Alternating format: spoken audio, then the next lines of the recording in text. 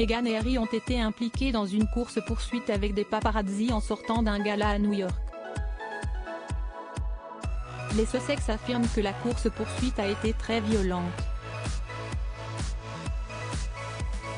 Leur version est contredite par une déclaration de la police de New York NYPD.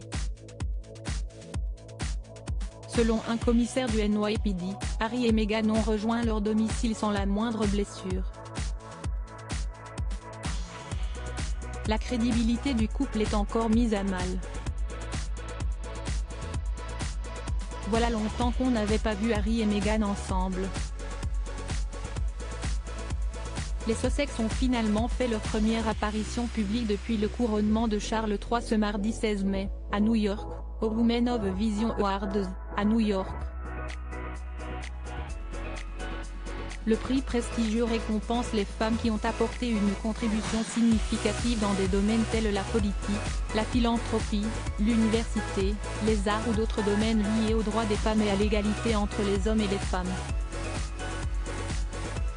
Cette année, l'institution fondée en 1989 a distingué Meghan Markle. La duchesse de Sussex a reçu son trophée des mains de son amie et inspiratrice, la journaliste et icône féministe Gloria Steinem. Le drame les attendait à la sortie du Ziegfeld Ballroom où était organisée la cérémonie. Les Sussex et Doria Ragland, la mère de Meghan, auraient été embarqués dans une dangereuse course-poursuite avec des paparazzi pendant 2 heures. Un dérapage incontrôlé aussitôt dénoncé par l'équipe de communication du couple. Que s'est-il vraiment passé? Les versions divergent. Sur Twitter, le journaliste britannique Dan Wootton du Daily Mail relaie un message d'un certain Julian Phillips, sous-commissaire en charge de l'information de la police de New York NYPD. Le duc et la duchesse de Sussex sont arrivés à leur destination et aucune collision, convocation, blessure ou arrestation n'a été rapportée.